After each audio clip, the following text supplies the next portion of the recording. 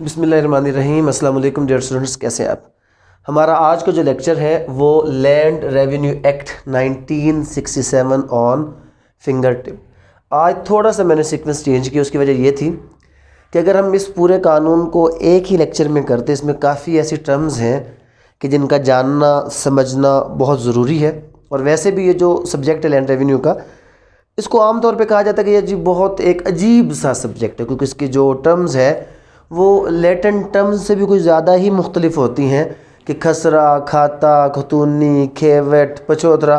मतलब बड़ा परेशान हो जाता है कि यार ये कौन कौन से अल्फाज और किस ज़ुबान के अल्फाज इसमें इस्तेमाल किए जा रहे हैं। तो दैट्स वे क्या किया कि अगर हम इसके सारे सेक्शन इन डिटेल लेकर जाते तो कोई 3 से 4 घंटे की वीडियो लाज़िमत बोरिंग हो जाता। तो इसलिए मैंने अभी इसको क्या किया है कि पार्ट 1 इसका मैं आज 70 सेक्शन जो है फर्स्ट, वो इंशाल्लाह हम आज के इस लेक्चर में करेंगे। और फर्दर जो होगा वो इसका पार्ट 2 और मे भी इसका पार्ट 3, ताकि each and everything in detail आप तक पहुंच जाए। ये जो मजमुआ, इसको हम उर्दू में क्या कहते हैं, कानून मामला ज़मीन। उर्दू में इसको कहा जाता है कानून मामला या मामलात ज़मीन, क्योंकि यहाँ पर ज़मीन के मुतल्लिक़, और ये जो जिस महकमे के बारे में हम पढ़ना चाह रहे हैं उसका नाम है महकमा माल। कवानीन माल भी इसको कहा जाता है। जो रेवेन्यू लॉज हैं, रेवेन्यू लॉज को कहा जाता है कवानीन माल। ये माल वही पैसे वगैरह जो है उसके हिसाब से है। यहाँ पर एक शुरू करने से पहले ही मैं आपको एक मिसकंसेप्शन एक दूर करता चलूँ, क्योंकि जो न्यू कमर्स होते हैं वो अक्सर मिक्स करते हैं कि जी ये एक चीज़ जिसके बारे में हमने यहाँ पर पढ़ना बार बार, बोर्ड ऑफ रेवेन्यू BOR और FBR, federal board of revenue. 2 इदारे हमारे पास, एक है बोर्ड ऑफ रेवेन्यू और एक हमारे पास इदारा है फेडरल बोर्ड ऑफ रेवेन्यू। और यहाँ पर एक मिसकंसेप्शन है कि दर हकीकत वैसे तो दोनों कौन से इदारे हैं, रेवेन्यू के इदारे हैं। अगर दोनों रेवेन्यू के इदारे हैं तो शायद ये इनका आपस में कोई ताल्लुक भी होगा, कोई रिलेशन होगा, कोई एक दूसरे के साथ इनका कोई ना कोई कंसर्न होगा। लेकिन अगर इसको मैं इन वेरी शॉर्ट वर्ड्स आपको बताऊं कि क्या इन दोनों का कोई आपस में ताल्लुक है या नहीं, तो मैं हमेशा एक बात कहता हूं कि बोर्ड ऑफ रेवेन्यू और FBR, इन दोनों में इतनी ही मोहब्बत है जितनी सास और बहू में होती है। जो काम सास करती है वो बहू नहीं करती, और जो बहू करती है वो सास नहीं करती। तो जो काम FBR करता है वो बोर्ड ऑफ रेवेन्यू नहीं करता, जो बोर्ड ऑफ रेवेन्यू कर सकता है वो FBR कर सकता ही नहीं है। आल दो दोनों इदारे क्या हैं, रेवेन्यू। और रेवेन्यू होता क्या है, रेवेन्यू का मतलब क्या होता है, इनकम ऑफ गवर्नमेंट होती है। इनकम ऑफ गवर्नमेंट जो कौन सी, थ्रू टैक्सेस। आल दो दोनों इदारों का ये काम है कि सरकार के लिए टैक्स कलेक्ट करना, लेकिन जो FBR है ये आपके सारे डायरेक्ट और इनडायरेक्ट टैक्सेस जो है, income tax, sales tax, excise, ये कौन कर होता है, ये आपका FBR कर होता है। और बोर्ड ऑफ रेवेन्यू क्या करता है, ये एक प्रोविंशियल, जो पहला एक इसका मेन डिफरेंस है, board of revenue is a provincial department और FBR कौन सा है, फेडरल। पहला तो एडमिनिस्ट्रेशन का फर्क है। दूसरा ये कि बोर्ड ऑफ रेवेन्यू स्पेसिफिकली क्या चीज करता है, लैंड रेवेन्यू। ये लैंड रेवेन्यू के अलावा और कोई भी चीज कलेक्ट नहीं करता। इसका बेसिक मकसद है, अच्छा यहां पर जो लफ्ज लैंड है, इस लैंड का भी मतलब क्या है, ज़राई ज़मीन, और रेवेन्यू का मतलब क्या है, टैक्स। तो लैंड रेवेन्यू लॉ किस लिए है कि एक ऐसा कानून जिसके ज़रिए से ज़राई ज़मीनों का जो टैक्स है वो कलेक्ट किया जाए। कैसे, अब इसमें हमने पढ़ना क्या है इसके रेवेन्यू एक्ट के अंदर। अगर इसके स्कोप की बात करें या इसकी एक शॉर्ट समरी की बात करें इस कानून की, इंतहाई सिंपलेस्ट अगर मैं आपको बताऊं तो ये है क्या, ये हमारा है land revenue act. Land revenue act, इसका मकसद क्या है लैंड रेवेन्यू एक्ट का, सबसे पहले तो हमें यह बताएगा कि कौन सा डिपार्टमेंट, यानी कि बोर्ड ऑफ रेवेन्यू, कौन सा डिपार्टमेंट लैंड रेवेन्यू कलेक्ट करेगा। फिर इस डिपार्टमेंट के अंदर कौन कौन से लोग होंगे, तो उन ऑफिसर्स का जिक्र किया जाएगा। अब अगली बात आ जाती है कि भाई साहब किससे कलेक्ट करना है। इस मकसद के लिए रिकॉर्ड ऑफ राइट बनाया जाएगा, वो भी हमें कौन बताएगा। अगर मैं इसको सिंपल, इसका मैं आपको स्कोप अगर बताऊं कि what is the scope of land revenue act, तो जो scope of land revenue act है मींस कि किन किन चीज़ों के साथ ये रेवेन्यू एक्ट डील करता है। तो अगर हम बात करें कि what is the scope of land revenue act, तो जो स्कोप है फर्स्ट ऑफ ऑल ये क्या करता है, ये डील करता है, हमें बताता है किस चीज़ के बारे में बताता है, अपॉइंटमेंट ऑफ रेवेन्यू ऑफिसर्स, कि जी कौन कौन सा रेवेन्यू ऑफिसर अपॉइंट किया जाएगा कि जो इस मकसद के लिए काम करेगा और रेवेन्यू कलेक्ट करेगा। शॉर्ट में यहाँ पे बताता जाता हूँ कि बोर्ड ऑफ रेवेन्यू होगा, फिर उसके बाद कमिश्नर होगा, कमिश्नर के बाद कलेक्टर होगा, और कलेक्टर के बाद कौन होगा, AC1 असिस्टेंट कलेक्टर, इसको पढ़ना है हमने, और AC2। सबसे पहले रेवेन्यू एक्ट हमें बताएगा कि इनकी अपॉइंटमेंट कौन करेगा, कैसे करेगा, किस बुनियाद पर करेगा, और कौन सा जो ऑफिसर है वो कहाँ पे अपने फंक्शन परफॉर्म करेगा। तो बोर्ड ऑफ रेवेन्यू कहाँ परफॉर्म करेगा, ये प्रोविंस में परफॉर्म करेगा, कमिश्नर कहाँ परफॉर्म करेगा, डिवीजन में, और कलेक्टर कहाँ पे करेगा, डिस्ट्रिक्ट के अंदर, और जो ये बाकी लोग हैं ये कहाँ पर होंगे, ये तहसील या सब डिवीजन के अंदर अपने फंक्शन जो है वो परफॉर्म करेंगे। तो सबसे पहले रेवेन्यू एक्ट में appointment of the revenue officers और उनके कौन कौन से एरियाज, उनकी पावर, अथॉरिटीज, ड्यूटीज, उसके बारे में बताएगा। अब बात तो ये हो गई कि हमारा मकसद क्या है, इस पूरे कानून का जो बेसिक मकसद है, it is collection of land revenue. ये क्या है, कलेक्शन ऑफ लैंड रेवेन्यू इसका बेसिक पर्पज है। जब कलेक्शन ऑफ लैंड रेवेन्यू इसका बेसिक पर्पज है तो पहले हमने देखा कि ये इकट्ठा कौन करेगा। अब अगली बात हो भाई किससे इकट्ठा करना है। जब बात आई किससे इकट्ठा करना है तो यहां पर आ जाएगा, क्या चीज आ जाएगी, आपका प्रिपरेशन ऑफ रेवेन्यू रिकॉर्ड। तो ये जो रेवेन्यू रिकॉर्ड बनाया जाएगा, what is the purpose behind maintenance of revenue record, the main purpose वो ये है कि इसमें हमने वो लोग डिफाइन करने हैं कि किस किस से ये टैक्स कलेक्ट किया जाएगा, कौन टैक्स कलेक्ट करेगा, किससे कलेक्ट करेगा। अगली बात, ओ भाई कितना कलेक्ट करेगा। जब हम बात करेंगे कितना कलेक्ट करेगा तो उस मकसद के लिए क्या असेसमेंट की जाएगी। What is meant bye assessment, assessment होता है valuation of property for purpose of taxation. तो यहां पर क्या होगा असेसमेंट के दौरान कि कितना टैक्स कलेक्ट करना है, उसके लिए एक वैल्यूएशन होगा। उस प्रोसेस को यहां पर रेवेन्यू में क्या नाम दिया जाता है, असेसमेंट का नाम दिया जाता है। तो लैंड रेवेन्यू एक्ट के स्कोप में सबसे पहले अपॉइंटमेंट ऑफ रेवेन्यू ऑफिसर आया, फिर रेवेन्यू रिकॉर्ड आया, और फिर उसके बाद क्या हो गया, असेसमेंट आ गई। असेसमेंट के साथ अब कुछ चेंजिंग आती है, और चेंजिंग कौन सी आती है कि बाज़ औक़ात ज़मीन क्या होती है, डेफिनेटली पार्टीशन की तरफ चली जाती है। तो ये पार्टीशन कैसे, किस बुनियाद पर होगी, हमें कौन बताएगा, रेवेन्यू एक्ट बताएगा। फिर अगर इस पार्टीशन में मामला हल ना हो तो इस पार्टीशन के हवाले से या कुछ और मामला, चाहे वो किसके हवाले से हो, चाहे वो पार्टीशन के हवाले से हो, असेसमेंट के हवाले से हो, रेवेन्यू रिकॉर्ड के हवाले से हो, अगर कोई भी डिस्प्यूट अराइज होता है तो उसको आर्बिट्रेशन यानी कि सालसी के जरिए से कैसे हल किया जाएगा। क्योंकि जो आपका रेवेन्यू एक्ट है वो क्लियरली कहता है कि जो आपके प्रोसीडिंग्स है, कौन से प्रोसीडिंग्स है, जो आपके क्या कहते हैं, जो आर्बिट्रेशन एक्ट है 1940 का, वो यहाँ पर अप्लाई नहीं होगा। फिर उसके बाद क्या है, पार्टीशन तो कर ली हमने, रेवेन्यू रिकॉर्ड भी बना लिया। अब लोगों को कैसे पता चलेगा, अब देखें घरों के अंदर तो हम दीवारें खींच कर अपनी ज़मीनों का हिसाब लगा लेते हैं। जो 100 एकड़ 200 एकड़ वहाँ पर दीवार कौन खींचेगा, तो वहाँ पर ज़मीन क्या होगा, किस तरह तकसीम होगी कि जनाब मेरी ज़मीन कौन सी और आपकी ज़मीन कौन सी है। तो उस मकसद के लिए सरकार क्या करती है, सर्वे करती है एंड बाउंड्रीज डिफाइन करती है। अब ये बाउंड्रीज कैसे डिफाइन की जाती है, ये जो बाउंड्रीज है ये आपकी डिफाइन की जाती है जनाब, कि जिसमें अगर हम चले जाए ज़राई ज़मीनों की तरफ, तो ज़मीनों के दरमियान वो जो पानी की गुजरगाहें होती हैं वो इस तरीके से बनाई जाती है कि उसके एक तरफ एक शख्स की ज़मीन आ जाए और दूसरी तरफ दूसरे शख्स की ज़मीन आ जाए, या रास्ते वो ऐसी जगह पर रखे जाते हैं कि वहाँ पर हो कि जनाब इस रास्ते के इस तरफ फ़लाँ शख्स की ज़मीन है और इधर, फिर वहाँ पर आप देखते हैं कि बन्ना, नाला, टप्पा, वो आगे चल के मैं आपको समझाता हूँ।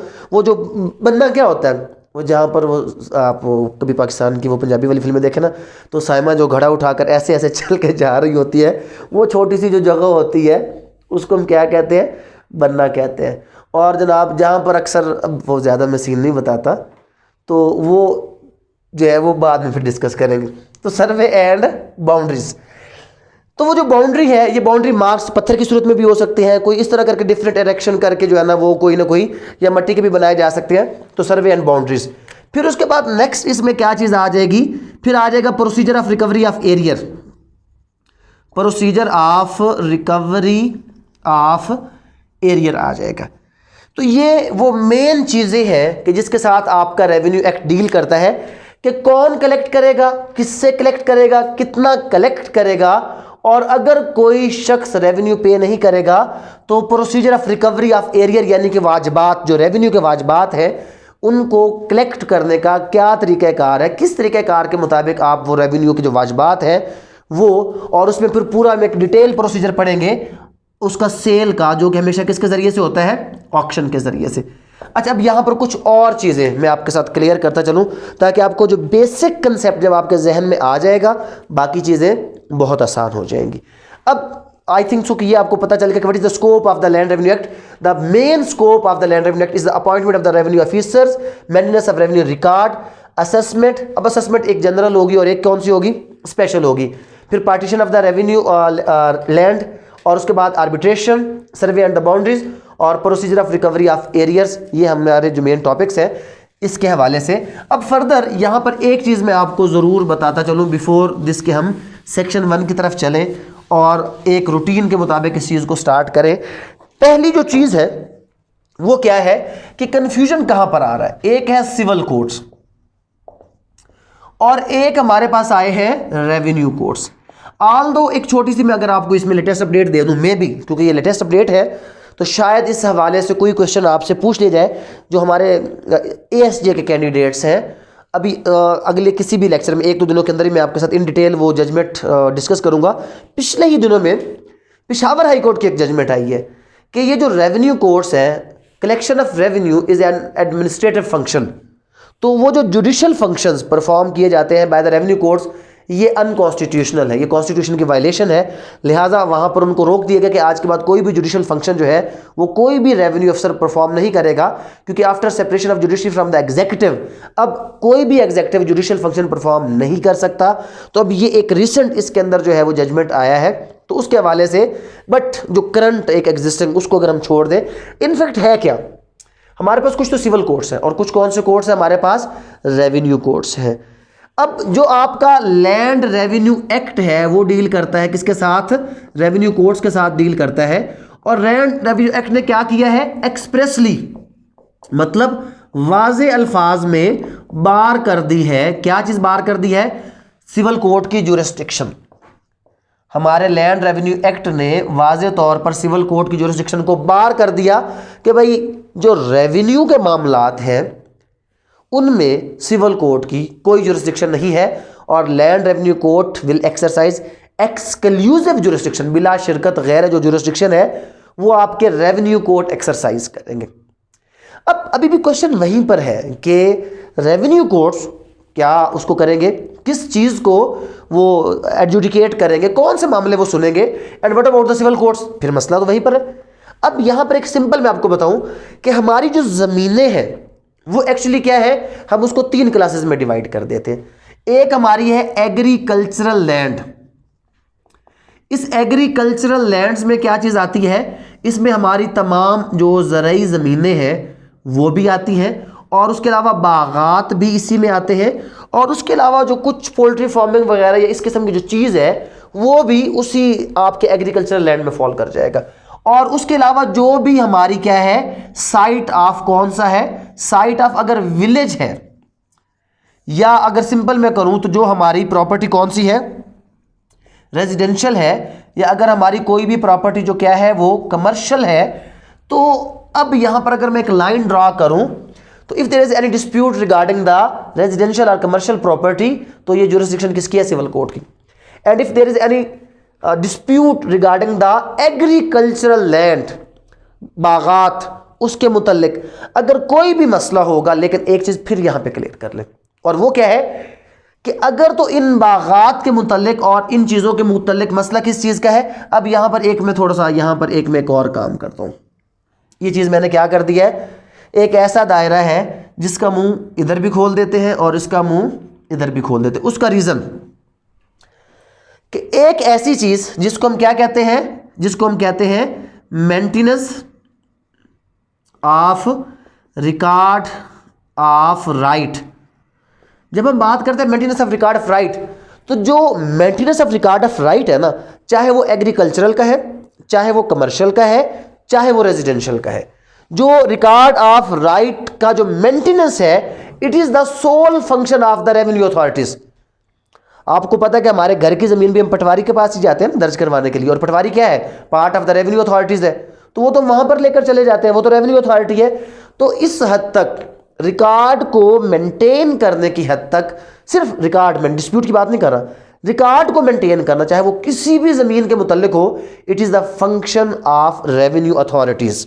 अच्छा आगे चलते हैं, क्योंकि जो तहसीलदार है, he is also part of the revenue system, तो हम उसके पास जाके अपनी वो घर की फर्द वगैरह लेकर आ रहे होते हैं। तो अब अगर इससे आगे मैं चलूं, तो अगर कोई भी मामला आपके ज़राई ज़मीन के मुतालिक, जो अभी मैंने इसके फंक्शन आपको बताया, कौन से फंक्शन बताए, कि अगर कोई मामला ज़राई ज़मीन के किस चीज़ के हवाले से है, रिकॉर्ड ऑफ राइट की एंट्री के हवाले से है। अब ये कोई ROR नई चीज़ नहीं करनी, रिकॉर्ड ऑफ राइट है, उसकी एंट्री के हवाले से है, या अगर ये अभी आपको मैंने असेसमेंट का बताया, असेसमेंट के हवाले से है, अगर ये मामला कोई भी आपका पार्टीशन के हवाले से है, मींस या कोई भी मामला आपका क्या है, रेवेन्यू ज़मीन के सर्वे एंड बाउंड्री के हवाले से है, तो ये जो क्वेश्चंस है, ये questions are the exclusive function of the revenue courts. अगर अब गौर से देखना, अगर ये क्या चीज़ क्लियर कर रहा हूँ, आपका जो बेसिक मेन इशू, यार ये रेवेन्यू कोर्ट क्यों बनते हैं, ये कौन से मुकदमे सुनते हैं, अक्सर हम इनको सिविल कोर्ट्स के साथ मिक्सअप क्यों करते हैं। अब पहला पॉइंट क्या क्लियर हुआ कि रेवेन्यू कोर्ट्स क्या करेंगे, ज़राई ज़मीनें, मतलब जो बाकी ज़मीनें उनके साथ इसकी जुरिस्डिक्शन नहीं है, क्योंकि जो ज़मीन साइट ऑफ विलेज में यानी कि रेजिडेंशियल में चेंज हो जाए और रेजिडेंशियल की अगली स्टेज कमर्शियल में चली जाए, वो इसके फंक्शन से आउट हो जाती है। तो रेवेन्यू कोर्ट्स का फंक्शन क्या है, एग्रीकल्चरल लैंड्स, पहली चीज़ कौन सी है, एग्रीकल्चरल लैंड्स, और फिर आगे भी है कि एग्रीकल्चरल लैंड्स के सिर्फ कौन से मामलात, ये वाले मामलात, ये जो मामलात है रिकॉर्ड ऑफ राइट की एंट्रीज के मुतालिक, असेसमेंट के मुतालिक, पार्टीशन के मुतालिक, सर्वे एंड बाउंड्री के मुतालिक, जो ये मामलात हैं, these are the exclusive functions of the revenue courts. लेकिन अब यहां पर मैंने सबसे बड़ी चीज छोड़ दी है, और वो सबसे बड़ी चीज कौन सी छोड़ी है कि if the dispute arises about the title, and what is meant by title, मलकियत। अगर मलकियत का मामला हो गया हमारे पास, किस चीज की मलकियत का मामला हो गया, अगर हमारे पास कोई भी ज़राई ज़मीन है और उसकी मलकियत डिस्प्यूटेड हो गई है, उसका टाइटल डिस्प्यूटेड हो गया है, तो keep one thing in mind, जो टाइटल है, टाइटल फिर किधर जाएगा, वो आपके सिविल कोर्ट्स में चला जाएगा। हाँ, यहां पर एक चीज जरूर है कि जब कोई रेवेन्यू कोर्ट कोई पार्टीशन कर रहा है और पार्टीशन के दरमियान क्वेश्चन अराइज हो जाता है टाइटल का, उसके ऊपर टाइटल डिस्प्यूटेड हो जाता है, तो रेवेन्यू कोर्ट का जो नॉर्मल जो तरीकाकार है, वो रेवेन्यू कोर्ट क्या करता है, अपने उस प्रोसीडिंग को स्टॉप करता है, सस्पेंड करता है, और कहता है भाई साहब जाओ और within 90 days civil court में जाके अपना मुकदमा फाइल करो। 90 डेज मुकदमा हल नहीं करने का, मुकदमा फाइल करने का टाइम। अगर आपने 90 डेज में मुकदमा फाइल कर लिया, तो जब सिविल कोर्ट का फैसला आएगा तकसीम करवाने मेरे पास आ जाना। और अगर पार्टीज डिफॉल्ट करें और 90 डेज के अंदर वो सिविल कोर्ट के अंदर जाए ही ना, तो फिर क्या होगा, फिर रेवेन्यू कोर्ट के पास इख्तियार है कि वो खुद को सिविल कोर्ट डिक्लेयर करे, पहले सिविल कोर्ट डिक्लेयर करे, और अकॉर्डिंग टू CPC फिर वो क्या करेगा, फिर वो फैसला करेगा टाइटल का। तो टाइटल सिविल कोर्ट का फंक्शन है, रेवेन्यू कोर्ट परफॉर्म कर सकता है, but after declaring itself as a civil court and by performing civil procedural code. ये आगे चल के हम तफसील में पढ़ेंगे। सिर्फ यहां पर आपको क्या समझाना था कि ये जो फंक्शंस है, रिकॉर्ड ऑफ राइट की एंट्री, असेसमेंट, पार्टीशन और सर्वे एंड बाउंड्रीज, ये टोटल किसका फंक्शन है, ये रेवेन्यू कोर्ट्स का, और वो भी किसका, ज़राई ज़मीनों के मुतालिक। तो मतलब जो हमारी ज़मीनें रेजिडेंशियल है, कमर्शियल है, शहरी आबादी है, इनके तो जितने भी मामलात है वो तो जाएंगे ही कहाँ के, वो तो डेफिनेटली आपके जाएंगे सिविल कोर्ट्स के अंदर जाएंगे, वो मामलात आपके रेवेन्यू कोर्ट्स में फॉल नहीं करते। तो ये पॉइंट आपको क्लियर होना चाहिए। लेकिन जहाँ तक बात है रिकॉर्ड ऑफ राइट, तो किसी भी ज़मीन का रिकॉर्ड ऑफ राइट होगा, it will be maintained by the revenue authorities either for residential, commercial और एग्रीकल्चरल लैंड। और अगर डिस्प्यूट अराइज करता regarding the title of the property, तो फर्स्ट प्रायोरिटी उस मामले को रेफर कर दी जाएगा टू सिविल कोर्ट। बट अगर फिर भी कोई इशू है और 90 डेज में पार्टी सिविल कोर्ट में नहीं जाती तो रेवेन्यू कोर्ट खुद को डिक्लेयर करके मामला सुन सकता है। ये कुछ बेसिक चीज़ें थी जिनका यहाँ पर जानना आप लोगों के लिए ज़रूरी था कि यार ये रेवेन्यू कोर्ट्स क्यों, क्या और कैसे और किस तरह काम करते हैं। अब फर्दर हम चलते हैं अपने फर्स्ट चैप्टर की तरफ। प्रिलिमिनरी जो कुछ बेसिक और इसकी बुनियादी चीज़ें हैं, कुछ बुनियादी बातें हैं जो यहाँ पर हम डिस्कस करेंगे। ये बहुत से भी ज़्यादा इंपॉर्टेंट है, स्पेशली जो स्क्रीनिंग वाले लोग हैं उनके लिए भी, और जो LLB वाले लोग हैं। मैक्सिमम जो आपके डेफिनेशंस और जो ऑब्जेक्टिव पोर्शन है ना, वो इस चैप्टर से बनेगा। अब यहाँ पे हमारे पास इसका शॉर्ट टाइटल आ जाता है। अच्छा, यहाँ पर एक चीज़, अभी शॉर्ट टाइटल की जब हम बात करते हैं और इसके क्या करते हैं, हम पढ़ते हैं उसको प्रियम्बल को, थोड़ा सा कंफ्यूज हो जाते हैं। उसकी वजह यह है कि जब हम इसका सेक्शन 1 पढ़ते हैं शॉर्ट टाइटल के मुतालिक, तो वो कहता है कि भाई ये जो इसका टाइटल है ना, वो है west Pakistan land revenue act और province of the west Pakistan. अब ये जो बात इसमें लिखी हुई है कि इसकी जो एप्लीकेशन है, इसका जो एक्सटेंट है, दायरा कार या इसकी वुसअत कहाँ तक है, वो है प्रोविंस ऑफ वेस्ट पाकिस्तान। तो बंदा कहता है कि यार ये पाकिस्तान के वेस्ट में कौन सा प्रोविंस है जिसके ऊपर ये अप्लाई होता है। ऐसी बात नहीं, असल में ये कुछ चीज़ें ऐसी हैं जिनको मेरे ख्याल में तब्दील हो जाना चाहिए। लेकिन मुझे बड़ी हैरानी होती है कि स्टिल हम 50 रुपये पे बैठे हैं, 5 रुपये जुर्माने पे बैठे हुए हैं, और स्टिल हम जो है अभी तक उस चीज़ को लेकर बैठे हैं कि it is West Pakistan land revenue act, और आज भी हमारे कानून में यही बातें लिखी हुई हैं। इनफैक्ट ये उस वक्त की बात है 1967 की, और 1967 में क्या था, पाकिस्तान जो है ये इसके 2 प्रोविंस थे। एक प्रोविंस, तो ये जो ईस्ट पाकिस्तान है ये क्या था, पाकिस्तान का एक सूबा था, मशरकी सूबा, उसका नाम क्या था, ईस्ट पाकिस्तान। और जो हमारा मगरबी सूबा था, और मगरबी सूबा क्या हो गया हमारा, वो था वेस्ट पाकिस्तान। और इस वेस्ट पाकिस्तान में क्या हुए थे, चारों सूबे यहाँ के इकट्ठे थे। तो जब सेपरेशन ऑफ बंगाल हुआ, ईस्ट पाकिस्तान हुआ, तो ये वेस्ट पाकिस्तान पूरा पाकिस्तान बन गया। अब इसको वेस्ट पाकिस्तान कहना टोटली गलत है, नाउ इट इज़ पाकिस्तान, और ये प्रोविंस नहीं है। अभी हम क्या है, हम फेडरेशन ऑफ पाकिस्तान, इसी को सूबा जो हमारा था 1970 के बाद ये प्रोविंस ऑफ पाकिस्तान नहीं रहा, बल्कि ये मुकम्मल फेडरेशन ऑफ पाकिस्तान बन चुका है। बट लॉ में स्टिल वो चीज़ अभी तक उसी तरीके से है। तो अगर कोई बंदा थारोली पढ़ने लगे तो इस चीज़ पे कंफ्यूज होने की ज़रूरत उसको नहीं है। अब आगे चलते हैं जनाब इसके सेक्शन 2 की तरफ। सेक्शन 2 क्या चीज़ है, किसके बारे में है। सेक्शन 2 हमारा है जनाब पावर टू एक्सेप्ट। 2 चीज़ें मैं सिर्फ शॉर्ट बताता हूँ कि power to accept any provision, यहां पे सिर्फ प्रोविजन, ज्यादा डिटेल में नहीं बताता। और उसके बाद क्या है, नेक्स्ट इसमें है exclusion of certain land,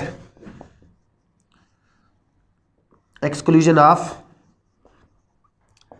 certain lands. ये है कि पावर टू एक्सेप्ट, एक्सेप्ट मतलब एक्सेप्शन, कौन सी exception, any provision thereto. मतलब ये है कि इस कानून की जो प्रोविजंस है उनको सर्टन एरियाज के लिए एक्सेप्ट किया जा सकता है। सर्टन एरिया जो है, सर्टन जो प्रोविजंस है उनकी एक्सेप्शन हो जाएगी कि ये जो प्रोविजंस है ये इस इलाके पर अप्लाई नहीं होगी। तो इस कानून की कुछ प्रोविजन को एक्सेप्शन दी जा सकती है। और एक्सक्लूजन ऑफ सर्टन लैंड्स मतलब कुछ ज़मीनें, कौन सी ज़मीनें, वो आपको मैंने बता दिया कि जो जो ज़मीन ज़रूरी ज़मीन से निकलती जाएगी, विलेज में, कमर्शियल में, रेजिडेंशियल में आती जाएगी, वो इसके दायरा कार से निकलती जाएगी, एक्सक्लूड होती जाएगी, उसके ऊपर रेवेन्यू एक्ट अप्लाई नहीं होगा। वहाँ पर ज़रूरी ज़मीन, उस एक चीज़ और क्लियर कर लें यहीं पर कि ये जो टैक्स है ये ज़मीन का टैक्स नहीं है कि जिसकी जितनी ज़्यादा ज़मीन वो उतना ज़्यादा टैक्स देगा, हरगिज़ नहीं। ये नेट एग्रीकल्चरल प्रोड्यूस का टैक्स है कि जिस ज़मीन पर जो शख्स जितनी ज़्यादा फसल हासिल करेगा, और फसल नहीं, शॉर्ट में यहां पर ये चीज़ आपको क्लियर कर देता हूं। अब ये है पंजाब और ये होगा जनाब बलूचिस्तान। पंजाब में एक बंदा, उसके पास कितनी ज़मीन है, 10 एकड़ ज़मीन है। और बलूचिस्तान में एक बंदा, उसके पास कितनी ज़मीन है, उसके पास ज़मीन है 200 एकड़।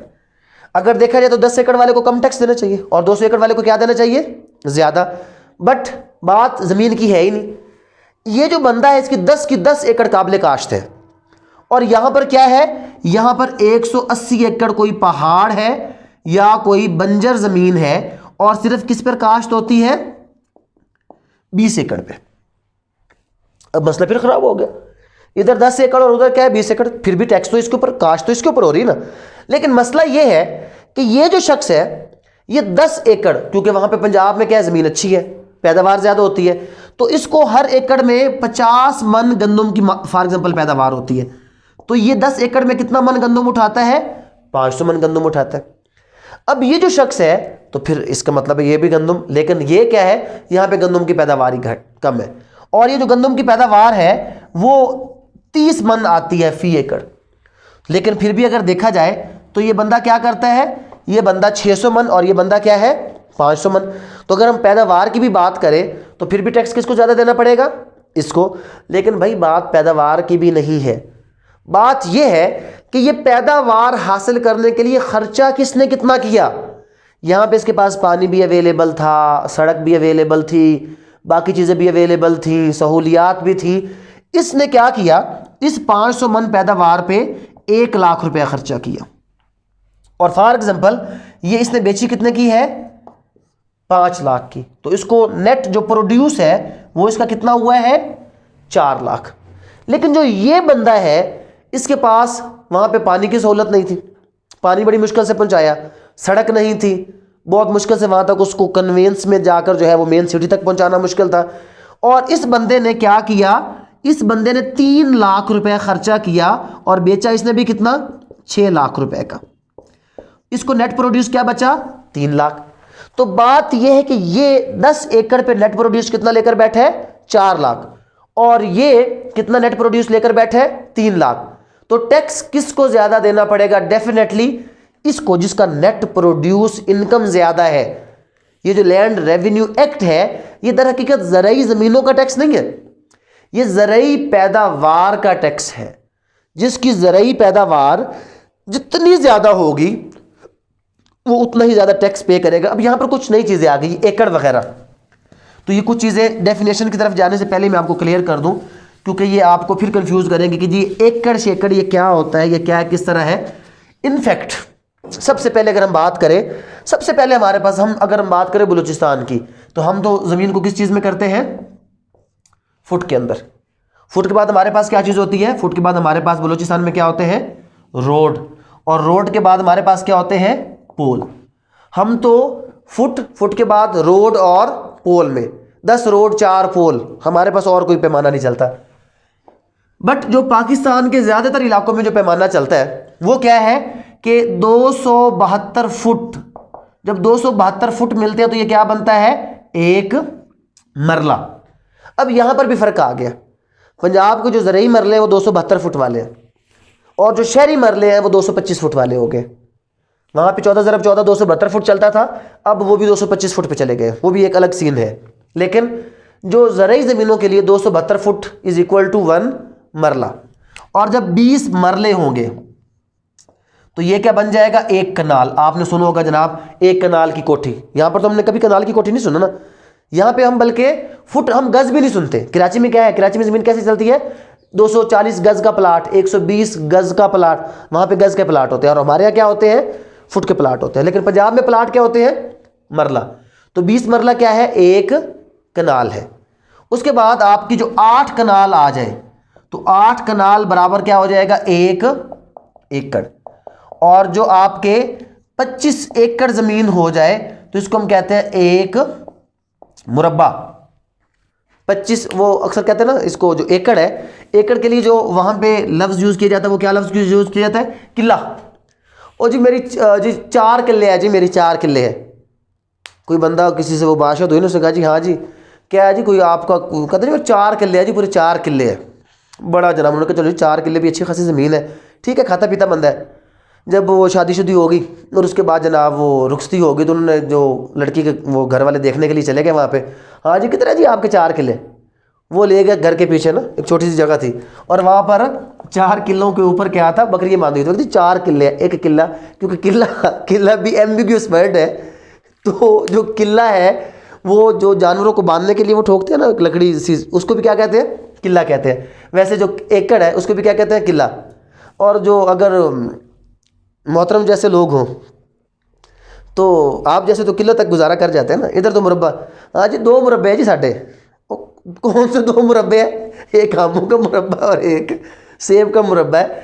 तो खैर ये अगर हम इसको ज़रब करते जाएं तो एक मरला क्या है, एक मरला आपका है 272। अगर हम इसको 20 मरले को करें तो 272 ज़रबे क्या है 20 को करेंगे तो एक कनाल बन जाएगी। फिर इसको 272 ज़रब 20 ज़रब 8 कनाल करेंगे तो 1 एकड़ 43,502 स्क्वायर फिट जो है वो ज़मीन बनती है 1 एकड़ के अंदर। अच्छा, एक पंजाब में एक लफ्ज़ यूज़ होता है विगा। पंजाब, क्योंकि हम अब आगे वो पंजाब के वाले से ज़्यादा चीज़ इसमें देखेंगे तो बंदा परेशान होता है विगा क्या है। तो वो जो विगा या बिगा दोनों लफ्ज़ यूज़ किए जाते हैं। तो 4 कनाल यानी कि जो आपका आधा एकड़ होता है या जो 4 कनाल होती है ना, 4 कनाल को एक विगा या बिगा कहा जाता है, 4 कनाल को। लेकिन ये कम टर्म यूज़ होती है। जो एक्चुअली क्या है कि 272 फुट का एक मरला, 20 मरले का एक कनाल, 8 कनाल का 1 एकड़ और 25 एकड़ से मिलकर क्या बन गया, एक आपका मुरब्बा बन गया। तो ये एक ज़मीन की डिवीज़न है जो रेवेन्यू के लिए पंजाब के अंदर। और यहाँ पर क्या है, रोड और पोल, हम उस हिसाब से चलते हैं कि 4 रोड से 1 पोल बन जाता है। यहाँ पे हमारा सिस्टम अलग। लेकिन रोड पोल को मिलाकर भी जो हमारा जो एकड़ बनेगा आगे, एकड़ हमारे यहाँ भी 43,502 फुट का ही होगा, फ़र्क नहीं होगा। एकड़ दोनों का क्या है, सेम है। अब आ जाते जनाब डेफिनेशंस, बहुत से भी ज़्यादा इंपॉर्टेंट। सेक्शन 4 है हमारा डेफिनेशंस। अब ये डेफिनेशंस अक्सर बंदे को क्या करती हैं, परेशान करती हैं, लेकिन ये बड़ी आसान है। पहले मैं थोड़ी सी आपको मुश्किल वाली बता दूं, जिनको मुश्किल समझते हैं वो इसलिए कि जब हम इसकी फ़र्द उठाकर देखते हैं ना, वहाँ पे खसरा, खाता, खतूनी, खेवट, मुहाल और अजीब अजीब से लफ्ज़ होते हैं। पहले तो मैं थोड़ी सी आपको बताता हूँ, इन डेफिनेशन से हट कर बताता हूँ ताकि आपको समझ आ जाए। हर जगह पे ना अलग सिस्टम होता है। अलग सिस्टम कैसे होता है कि अब अगर हमारी जो है वो, आप सोसाइटी में चले जाएं, सोसाइटी में आपका घर कैसे होता है, house number, block number, blocks में हम चलते हैं ना, house number, block number, sector, sector फला है, ब्लॉक फला है और हाउस फला है, इस तरीके से चले। अगर हम अपने नॉर्मल जो शहरी आबादी उधर चले जाए, गली, मोहल्ला, वार्ड नंबर, इस तरीके से चलते हैं। हर एक जगह पे अलग अलग डिवीजन होती है ना। जो रेवेन्यू ज़मीन को आइडेंटिफाई करने का डिवीजन वो अलग है। उसके लिए जो पहली चीज़ होती है उसको अगर हम इंग्लिश में बात करें तो उसको कहते हैं सर्वे नंबर, और अगर हम उसको उर्दू में कहें तो खसरा नंबर। और एक बात बड़ी क्लियरली जहन में रख लें कि खसरा नंबर हमेशा क्या होता है, फिक्स होता है और ये नेवर चेंज, ये कभी भी चेंज नहीं होता। जो खसरे बन चुके हैं, मतलब क्या है कि जो एक सर्वे पर्टिकुलरली जिस लैंड का भी सरकार करती है ना, उसको सर्वे करने के बाद, विजिट करने के बाद, इंस्पेक्शन करने के बाद एक पर्टिकुलरली सर्वे नंबर लगा देती है। और जस्ट अ मिनट में अपने ऑनलाइन वाले बच्चे ले लूं।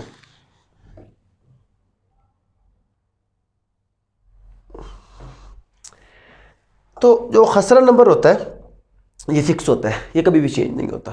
तो अगर, और इस एक और चीज़ ध्यान में रख लें कि किसी एक खसरा में कोई भी पर्टिकुलर लैंड का क्राइटेरिया पूरे पाकिस्तान में नहीं।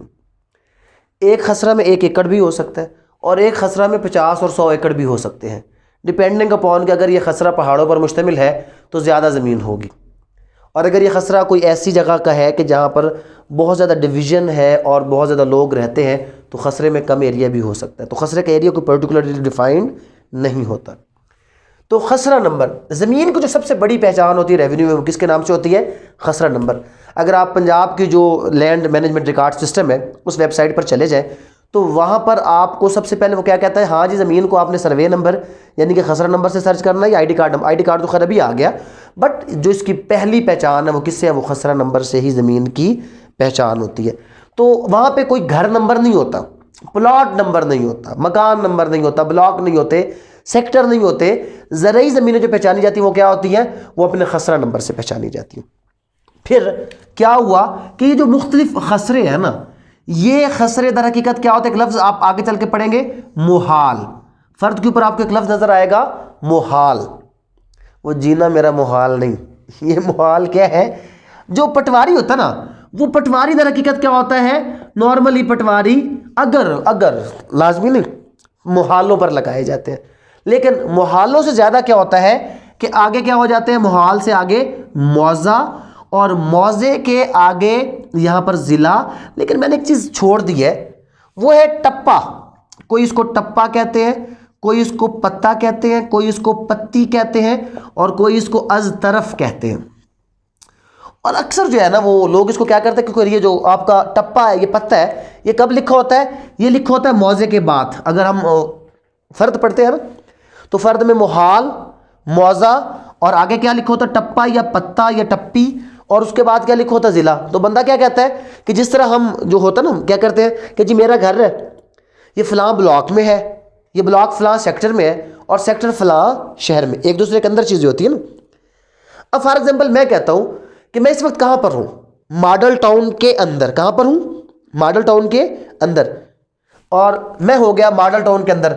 अब जो मेरा यहां पे जो ये ज़राई ज़मीन का है, मैं सिर्फ आपको समझाने के लिए बता रहा हूं, ये जो इसका प्लाट नंबर क्या है, 2B है।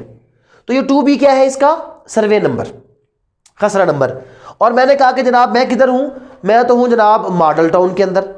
तो ये जो मॉडल टाउन हो गया, अब मॉडल टाउन, और मॉडल टाउन के अंदर क्या है, आगे क्या है जी, कौन सा शहर है मेरा, कोयटा। अब कोयटा की मुख्तलिफ मुहालें होंगी, हमारे यहाँ पर मुहाल नहीं कहते, ये भी अलग अलग लफ्ज़ होता है।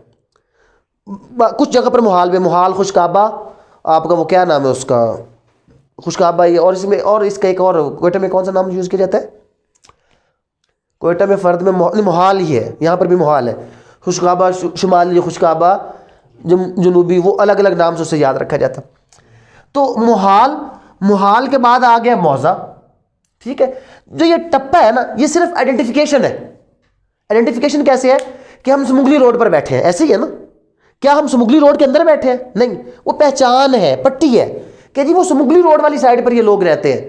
तो जो रोड गुजर रहा होता है, कोई और पट्टी गुजर रही होती है, कोई और नहर गुजर रही होती है, वो आपका अज तरफ है, उस तरफ। तो ये जो टप्पा या पट्टा क्या है, उस तरफ। उस तरफ कौन सा, उस तरफ फिर आप कहां पे रहते हैं, किसी खसरा में, और खसरा के आगे क्या हो जाएगी, मुहाल। मुहालों से मिलकर क्या बनते हैं, मौजे। और एक्चुअल क्या है कि जो आपका डिस्ट्रिक्ट है ना, कोई भी जो आपका डिस्ट्रिक्ट यानी कि आपका क्या है, जिला, जिला को रेवेन्यू रिकॉर्ड के लिए किस में डिवाइड किया जाता है, सबसे पहले मौजा के अंदर। और फिर मौजे को किस में डिवाइड किया जाता है, मौजे को डिवाइड किया जाता है आपका मुहाल के अंदर, और मुहाल को किसके अंदर डिवाइड किया जाता है, खसरा नंबर के अंदर। नॉर्मली जो पटवारी होते हैं ना, वो पटवारी मौजे को होता है। एक जो आपका मौजा है, उस मौजे पे क्या लगाया जाता है, पटवारी। तो आमतौर पर पटवारी किसी भी मौजे का रिकॉर्ड मेंटेन करता है, लेकिन यह भी होता है कि बाज़ औक़ात पटवारी मुहालों के लिए भी लगा दिए जाते हैं, और बाज़ औक़ात एक पटवारी को एक से ज़्यादा मौजे भी दे दिए जाते हैं, डिपेंडिंग अपॉन द नेचर। ये सरकार की मर्जी है कि कौन, वो आगे चल के हम पढ़ेंगे, ये कन्फर्मेशन ऑफ द फंक्शंस वगैरह करना ये रेवेन्यू बोर्ड कहीं करेगा और कहीं पे आपकी वो गवर्नमेंट करेगी। तो ये चीज़ आपको यहाँ पे क्लियर हुई कि सर्वे नंबर क्या है, मुहाल क्या है, मौजा क्या है, और ज़िला का आपको ऑलरेडी पता था। अब इसके अंदर कुछ चीज़ें और जो आपने देखनी है, वो जो चीज़ मैं आपको बता रहा था कि जो थोड़ा सा अजीब अजीब से लफ्ज़ और अजीब अजीब से नाम है, चलो सर्वे नंबर वाला, खसरा नंबर वाला, ये तो भी हमें पता चल गया। खेवट, खतूनी, खाता, ये चीज़ें बड़ी कंफ्यूज करती हैं कि जी खाता नंबर क्या है, खेवट नंबर क्या है, खतूनी नंबर क्या है। अच्छा खाता, अगर मैं उसको सिंपल बताऊं तो इंग्लिश में खाता को क्या कहते हैं, को पता है? बैंक में तुम्हारा खाता खुला हुआ है, क्या है बैंक, क्या है, अकाउंट को उर्दू में खाता कहते हैं। जब आपका यही खाता, आपका जो अकाउंट है वो कहां पे खुलता है, रेवेन्यू रिकॉर्ड में खुलता है, तो कहते हैं जी खाता नंबर खुल गया, जी आपका खाता नंबर फला है। जिस तरह बैंक में गए, बैंक में आपका अकाउंट खुला तो आपको एक अकाउंट नंबर जारी हो गया, अब आपकी ट्रांजैक्शन कहां पे हो रही है, उस अकाउंट के अंदर हो रही है। तो यहां पर भी क्या हुआ कि आपका खाता खुल गया, किधर खाता खुल गया, आपका रेवेन्यू रिकॉर्ड के अंदर। जब आपका खाता रेवेन्यू रिकॉर्ड के अंदर खुल गया तो क्या हुआ, आपको जनाब वहां पे जो भी आपकी एंट्रीज है सारी की सारी उसमें क्या होने लग गई, दर्ज होने लगी। तो खाता नंबर हो गया। खाता नंबर किसको अलॉट किया जाता है, वो जो बैंक का अकाउंट नंबर किसी शख्स को अलॉट होता ना, किसी बंदे को। अच्छा ये लफ्ज आपने सुना है या नहीं सुना, ये वाला लफ्ज खेत। हम सारी बात करें किसकी रही है, ज़राई ज़मीनों में खेतों की बात करें। एक वो शख्स होता है जो खेत का क्या होता है, मालिक, उसको क्या कहते हैं, खेवट। सिंपल, खेवट क्या होगा, खेत का मालिक। और अगर इसको मैं अंग्रेजी ज़बान में कहूं तो इसको हम कहेंगे लैंड ओनर ना, लॉर्ड नहीं कहना इसको। लफ्ज़ों के साथ हम खेलते हैं लॉ के अंदर, लॉर्ड नहीं कहना, ये कौन है? Land owner. एक वो शख्स जिसको, अब यहां पे एक और लफ्ज भी क्लियर कर लेते हैं। और ये जो खेत है ना, ये खेत, ये वो पोर्शन ऑफ लैंड है। ये क्या है? खेत। ये वो पोर्शन ऑफ लैंड है। कौन सा पोर्शन ऑफ लैंड है जनाब? ये वो पोर्शन ऑफ लैंड है जो कि पर्टिकुलरली होल्ड किया जाता है। कौन होल्ड करता है? Land owner. तो अब यहां पर अगली चीज भी क्लियर कर ले। इनफैक्ट इसको हम क्या कहते हैं? होल्डिंग। तो वो जो ज़राई ज़मीन का हिस्सा, वो जो पर्टिकुलर 2 किले 4 किले 2 मुरब्बे आपके पास है, that is your holding. Holding is the portion of land कि जो किसी पर्टिकुलर बंदे के नाम पर होता है, इट इज कॉल्ड होल्डिंग। तो होल्डिंग क्या हो गया? वो पोर्शन ऑफ लैंड, वो जमीन का हिस्सा जो किसी लैंड ओनर के नाम पर होता है। तो जो खेत का मालिक वो कौन हो गया? खेवट। तो खेवट को जो नंबर अलाट किया जाता है उसको खेवट नंबर भी कहते हैं, और उसी को क्या कहते हैं? खाता नंबर। यानी कि वही आपका क्या होता है? Account number. अकाउंट नंबर, खाता नंबर, खेवट नंबर, लैंड ओनर, मालिक जमीन, सारी क्या चीजें हो गई? एक हो गई। खेत के जो ऊपर है ये क्या है? खेवट मालिक। अब कोई बंदा इसके ऊपर काश्तकारी भी तो करेगा ना। जो काश्तकारी करेगा खेत के अंदर उसको हम क्या कहेंगे? खतूनी। बलूचिस्तान में हम इसको क्या कहते हैं? बलूचिस्तान में इसको हम कहते हैं बजगर। इसी को बजगर भी कहेंगे, और इसी को हम क्या कहेंगे? काश्तकार भी कहेंगे। और इसी के लिए जो हम अंग्रेजी का लफ्ज यूज करेंगे, he is called a landlord. Land owner अलग है। जरदारी साहब क्या है? लैंड ओनर है। काश्तकारी खुद करते हैं जरदारी साहब? नहीं। कौन करते हैं?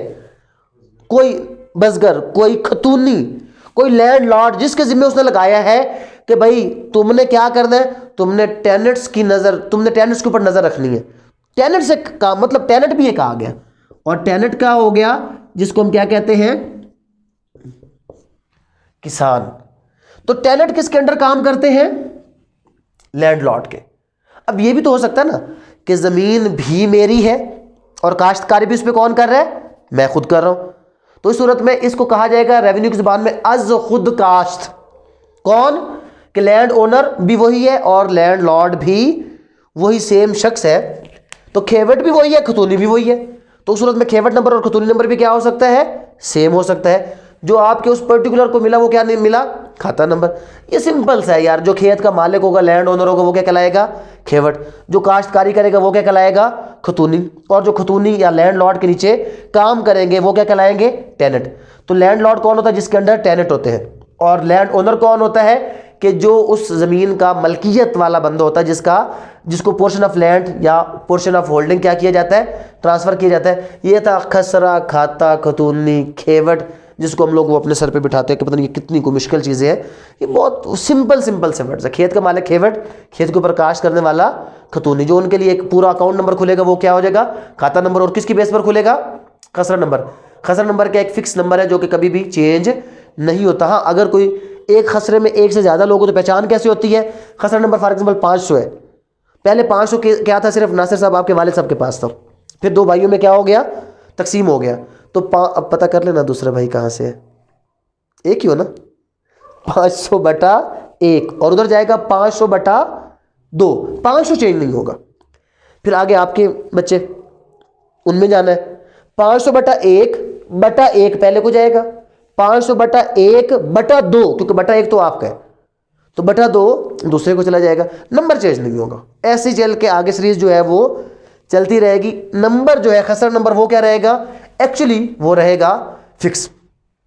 और ये जो सारी किस्सा कहानी जिस रजिस्टर में मेंटेन की जाती है ना, उसका नाम क्या है? उसका नाम है, हम सुनते अक्सर, रजिस्टर जमाबंदी। आपके सारी, क्योंकि रेवेन्यू रिकॉर्ड के लिए ना अलग अलग रजिस्टर भी होते हैं। एक रजिस्टर होता है जिसपे सिर्फ क्या होता है? लैंड लॉर्ड्स के नाम होते हैं। एक पे लैंड ओनर के नाम चल रहे होते हैं, कहीं पर कुछ नक्शे चल रहे होते हैं। और एक ऐसा रजिस्टर होता है जिसमें ये तमाम चीज़ें जमा कर दी जाती हैं, उसको कहते हैं रजिस्टर जमाबंदी। वो जब फर्द की कॉपी लेकर आते हैं ना, वो किसकी होती है? हमेशा वो रजिस्टर जमाबंदी की कॉपी ही होती है। जब लेकर आते हैं वो फर्द जिसके ऊपर सबसे पहले क्या लिखा होता है? खाता नंबर या खेवट नंबर, नाम, खेवट, मैं, अहवाल कि उसका हिस्सा क्या है, काबिज है कि काबिज नहीं है। फिर नाम खतूनी, अगर खतूनी खुद ही है खेवड़ तो क्या होगा, अज खुद काश्त आ जाएगा। फिर इसमें लगान, वो फिल्म वाला लगान, टैक्स, वो टैक्स का ही सारा मामला था ना, तो वो लगान लिखा जाएगा। उसके बाद चाह, चाह से मुझे लफ्ज़ आ जाता है चाहे ज़का। चाहे ज़का क्या होता है, कभी सुने?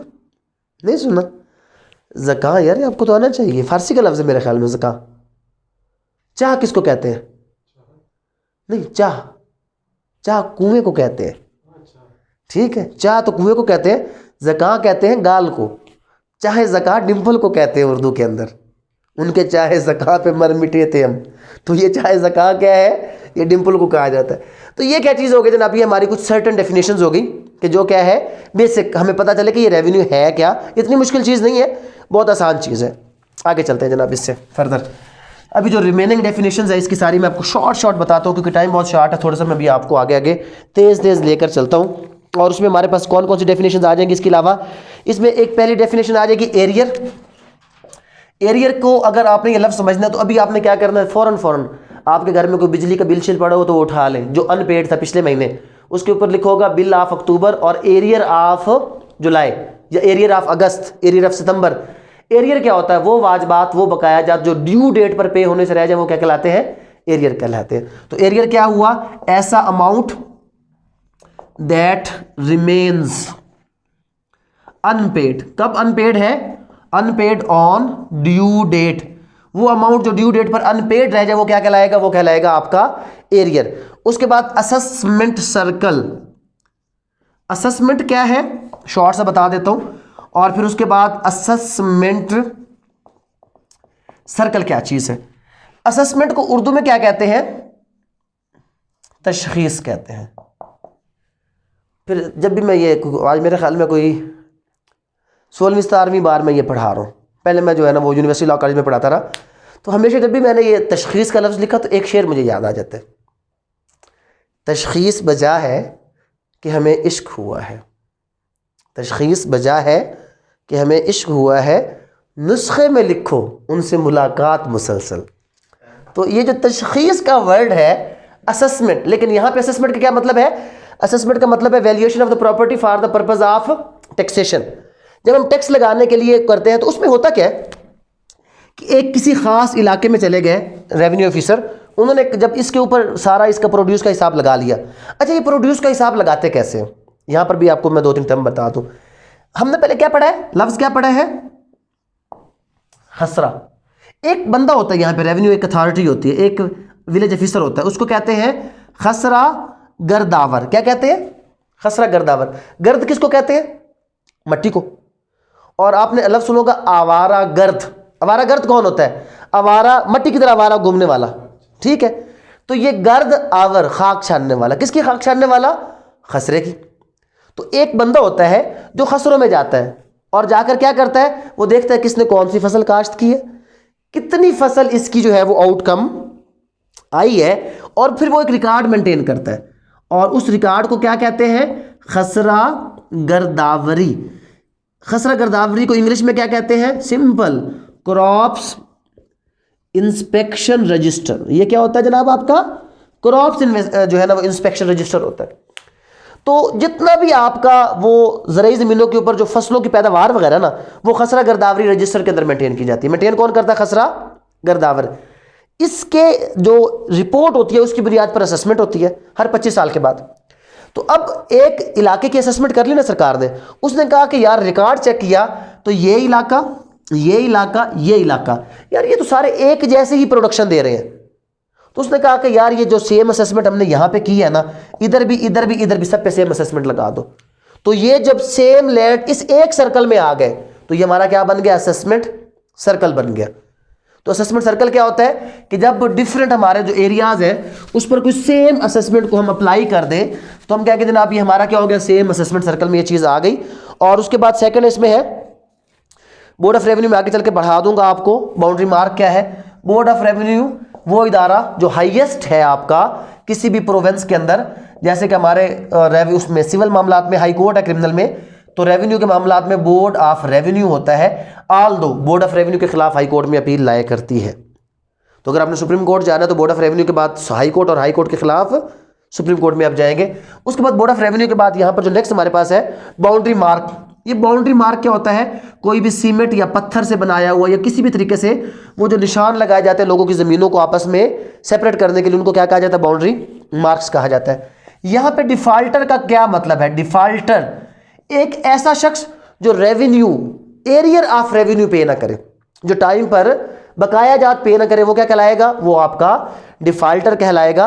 और डिफाल्टर के बाद होल्डिंग मैं आपको बता चुका हूं। होल्डिंग क्या होता है?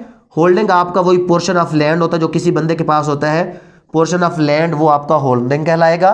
और जो आपका डिफाल्टर है वो कौन होता है? The person who does not पे रेवेन्यू इन टाइम। जो इन टाइम रेवेन्यू पे नहीं करेगा वो डिफाल्टर कराएगा। और होल्डर क्या? वो पोर्शन ऑफ लैंड जो होगा। अच्छा, एक लफ्ज यहां पर और आ गया, कानूगो। अब ये कानूगो क्या है? असल में ये लफ्ज जो था ना पुराने दौर में, ये लफ्ज था कानून गो। एक ऐसा बंदा कि जो पटवारी की लीगल मामलात में मदद करे, वो क्या कहलाता था? कानून गो। अब यहीं पर मैं आपको एक और चीज क्लियर कर देता हूं, एक छोटी सी हायरार्की और भी क्लियर कर देता हूं।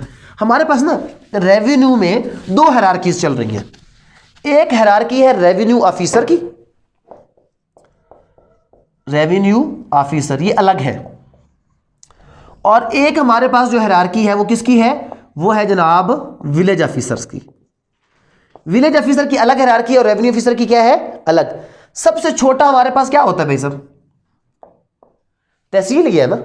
तहसील के अंदर एसी, यहां पे एसी असिस्टेंट कमिश्नर नहीं है, ये असिस्टेंट कलेक्टर है।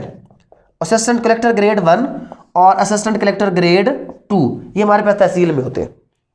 फिर हमारे पास क्या चीज आ जाती है? जिला, यानी कि क्या आ गया? डिस्ट्रिक्ट आ गया। यहां पे हमारे पास कौन होता है? कलेक्टर होता है। ये आगे भी आएंगे, भी सिर्फ आपको शॉर्ट बता रहा हूं, वहां पे मैं फिर आपको नहीं बताऊंगा। ये बेसिकली मैं आपको जो चीज बता रहा हूं, ये सेक्शन 5 और 6 में आपको बता रहा हूं, यहीं पे क्लियर कर देता हूं डेफिनेशंस के साथ ही, क्योंकि ये चीजें 5 और 6 में मौजूद है ऑलरेडी। ठीक है। असिस्टेंट कलेक्टर ग्रेड 1 और ग्रेड 2, डिस्ट्रिक्ट में कौन होता है? कलेक्टर। और उसके बाद division, Multan division, Faisalabad division, Lahore division. हमारे पास कौन सा डिवीजन है? कोयटा डिवीजन है, जोब डिवीजन है, जाफराबाद डिवीजन है, सिब्बी है, नसीराबाद है। अच्छा, डिवीजन में क्या चीज आ गया? कमिश्नर होता है हमारे पास। और उसके बाद प्रोविंस आ गया। प्रोविंस में हमारे पास कौन होता है? Board of revenue. फिर जैसे आपका हाई कोर्ट है ना, हाई कोर्ट में क्या होते हैं? जस्टिस, और एक कौन होता है? Chief justice. यहां पर क्या होते हैं? MBR, member board of revenue होते हैं, मेंबर बोर्ड ऑफ रेवेन्यू। और जो इनमें सबसे सीनियर होगा वो SMBR कहलाएगा, senior member board of revenue कहलाएगा। ये तो हमारे कौन हो गए? ये सारे हमारे हैं रेवेन्यू ऑफिसर। ये सारे के सारे जो लोग हैं वो दर हकीकत हमारे रेवेन्यू कौन से हैं? वो हमारे रेवेन्यू ऑफिसर हैं। अब इनके पैरेलल क्या है? इनके पैरेलल हमारे पास कुछ और भी है, और वो क्या है? वो है विलेज ऑफिसर। जब हम बात करते हैं किसकी? विलेज ऑफिसर की बात करते हैं, तो यहां पर क्या है कि जो सबसे छोटा हमारे पास विलेज में एक बंदा होता है ना, उसको हम कहते हैं हेडमैन। विलेज का हेडमैन। ये हेडमैन हर इलाके के हिसाब से अलग होता है। असल में हर इलाके के नाम ही अपने होते हैं। यहां पर हम क्या कहते हैं? किली खेजी, किली कोतवाल, किली कहते हैं ना छोटे पोर्शन को। कराची में क्या कहते हैं? हैदरी गोट, सोहराब गोट। वहां पर लफ्ज क्या होता है? गोट का। पंजाब में चले जाए, वहां पर क्या कहते हैं? वहां पर कहते हैं चक नंबर। चक नंबर 365 गाफ बे। अगर हम चले जाएं पोठवार वाली साइड पे या पिंडी वाली साइड पे चले जाएं, वहां पर क्या है? ढोक, खब्बा, ढोक, सईदा। वहां पर लफ्ज क्या यूज किया जाता है? ढोक। हर इलाके के अपना अपना लफ्ज होता है। तो इसी तरीके से जो हेडमैन है ना, इसको भी हर बंदा अपना अपना नाम देता है। पंजाब में चले जाए तो ये क्या नाम है इसका? लंबरदार। नंबरदार नहीं है, लंबर, लाम से लंबरदार। कहीं पर इसको मलिक कहेंगे, कहीं पर इसको क्या कहेंगे? कोठार। कहीं पर इसको क्या कहेंगे? रईस। तो मलिक, रईस, लंबरदार, कोठार, हर इलाके का अपना अपना नाम होता है। तो ये सारे कौन हैं? ये सारे एक ही चीज है। ये सारे कौन हैं? ये सारे के सारे आपके विलेज के हेडमैन हैं। फिर विलेज के बाद आपके क्या आ जाते हैं? फिर आपके हजरत, बहुत असल में शायद मेरा कलम ये लफ्ज़ लिख सके या ना लिख सके, ये बहुत पहुंची हुई हस्ती है, ये ऐसी बड़ी हस्ती है कि मैं आपको बता नहीं सकता। छोटा सा किस्सा सुना देता हूँ इस हस्ती के मतलब। इस हस्ती का जो बेसिक पे स्केल है वो 5 है। कितना है अब साथ में चलेगा, लेकिन एक्चुअली कितना है 5। हमारे इलाके में एक मुकदमा हुआ और जज साहब ने एक जो बूढ़ी औरत थी उसके हक में फैसला सुना दिया। तो बूढ़ी औरत अपना दुपट्टा उतार कर उसको ऐसे उठाकर जवाब देती है, वे पुत अल्लाह तेनू पटवारी लाए। जज कहता बीबी मेरा 18 ग्रेड है, पटवारी 5वें ग्रेड के। तो अगर कहती पुत मैनू बाकी गल्लां दा नहीं पता, वो पजारों ते आंदा है, उनकी एडी वड्डी कोठी है, तू तो गंदी जी स्कूटरी ते आना, मैं तो तां दवा दी है, क्यों तुम तो मोटरसाइकिल पे आते हो। और उसका क्या है, वो पटवारी ऐसे ही होते हैं, ठीक है। होते ही हज़रत साहब 5वें ग्रेड के हैं, लेकिन बहुत पहुंची हुई हस्ती होती है। तो पटवारी क्या होता है, अभी आपको मैंने बताया कि पटवारी होता है उसका मौजे का या मोहाल के ऊपर। जो पटवारी प्रमोट होता है, जब पटवारी क्या होता है प्रमोट, ये कानून गो बनता है। तो कानून गो पटवारी प्रमोशन के बाद बनता है। जब कोई पटवारी प्रमोशन होता है, पहले ये 5वें ग्रेड में था, ये 7वें ग्रेड में था कानून गो। तो कानून गो एक ऐसा बंदा जो पटवारी की कानूनी मामलात में क्या करे, मदद करे। और यहीं पर फिर क्या होता था, खसरा गर्दावर भी होता था।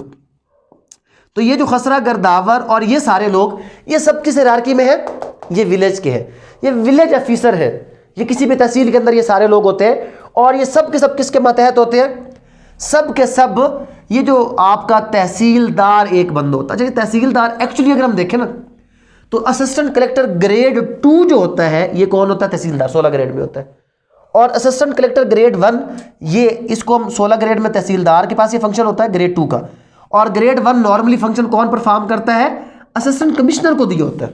अलग से कलेक्टर अभी नहीं लगते, असिस्टेंट कमिश्नर को क्या करता है, लगाया भी जा सकता है, लगे होते भी हैं, इसी को ये फंक्शन दे दिया जाता है। और ये कलेक्टर वाला फंक्शन कौन परफॉर्म कर रहा होता है, आपका डेप्यूटी कमिश्नर, उसी को कलेक्टर का फंक्शन दे देते हैं। और कमिश्नर तो एज इट इज जो अपना फंक्शन है वो वैसे का वैसे परफॉर्म करता है। तो कुछ ये टर्म्स आ गई साथ, ये सेक्शन 5 और 6 का भी उसमें क्या हो गया, जिक्र हो गया।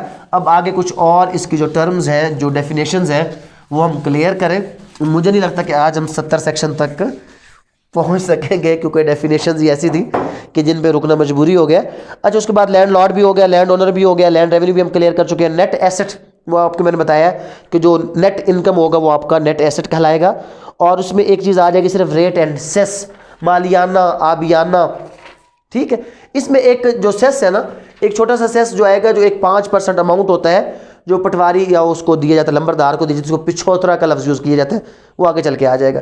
अब हम चलते हैं आगे हमारे चैप्टर 2 की तरफ, जो डिवीजन एंड डिस्ट्रिक्ट है।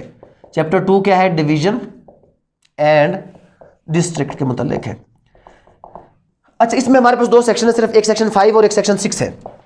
सेक्शन 5 कहता है कि जो आपका प्रोविंस होगा, मैं आपको पहले भी बता चुका हूँ, इसमें for the purpose of revenue province को किसमें डिवाइड किया जाएगा, डिवीजन में।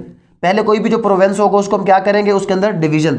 अब देख ले यहाँ पे एक फर्क है कि आपके सिविल और क्रिमिनल कोर्ट्स में डिवीजन लेवल पर कोई अदालत नहीं होती। किस पे होती है, या तो आपकी होती है किस लेवल पर होती है, सबसे पहले सूबाई, और उसके बाद डिस्ट्रिक्ट लेवल पर आ जाती है, डिस्ट्रिक्ट डिवीजन में वो ले आते हैं। यहाँ पर प्रोविंस के बाद डिवीजन आएगा, और उसके बाद डिवीजन को क्या किया जाएगा। अच्छा, यहाँ पर एक और मैं आपको सेक्शन 6 के मुताबिक एक और चीज़ क्लियर कर दूँ कि जो डिवीजन होगा उसको किस में डिवाइड किया जाएगा, डिस्ट्रिक्ट्स में, ये तो हमें पता है। अच्छा, जो डिस्ट्रिक्ट्स है, इतना हमें पता है, जो हम सब लोग जानते हैं कि जनाब डिस्ट्रिक्ट को किस में डिवाइड किया जाता है, तहसील में, ऐसे ही है ना। लेकिन यहां पर एक और लफ्ज है, और वो लफ्ज क्या है, सब डिवीजन। अब ये सब डिवीजन क्या है, अक्सर लोग कहते हैं जनाब डिवीजन के सब डिवीजन नहीं होते। जो एक आपका डिस्ट्रिक्ट है उसको किस में डिवाइड करते हैं, तहसील में। और बाज़ वक़्त क्या होता है कि 2 तहसीलें हैं। अब 2 तहसीलें हैं, एक डिस्ट्रिक्ट है, उसके अंदर तहसीलें क्या हैं, 8 तहसीलें फॉर एग्जांपल, और उनमें से 2 तहसीलों का काम बहुत ज़्यादा है। तो उस सिस्टम को बेहतर बनाने के लिए ये तहसील को जमा कर दिया जाता है, और जमा करके इनको क्या डिक्लेयर कर दिया जाता है, सब डिवीजन। यहाँ पे आपको थाना सब डिवीजन का नजर आता है ना, सब डिवीजन कोयटा वाला, वो क्यों नजर आता है, क्योंकि वो या तो कोई तहसील इतनी बड़ी है कि उसकी मैनेजमेंट पॉसिबल नहीं है तहसीलदार के हाथों, तो हम उसको क्या कर देते हैं, सब डिवीजन बना देते हैं। या तहसीलों को जमा करके क्या बनाते हैं, सब डिवीजन। अब नॉर्मली तहसील के ऊपर तो कौन बैठा होता है, तहसीलदार, और सब डिवीजन पर किसको बिठाते हैं, असिस्टेंट कमिश्नर को बिठा देते हैं। और उसके बाद फर्दर क्या होता है कि बहुत सी पावर्स जो किसके पास होती है, डिस्ट्रिक्ट कलेक्टर के पास, वो सब डिवीजन में असिस्टेंट कमिश्नर को दे देते हैं ताकि मामलात को क्या कर सके, वो स्मूथली चला सके। ये बात हमने कहां पर देखी है, ये सारी बात हमने देखी है इस सेक्शन के अंदर। उसके बाद फर्दर आ जाते हैं जनाब नेक्स्ट हमारा चैप्टर 3 की तरफ, कि चैप्टर 3 क्या कहता है इस हवाले से जनाब, appointment of the revenue officers और उनकी पावर्स वगैरह।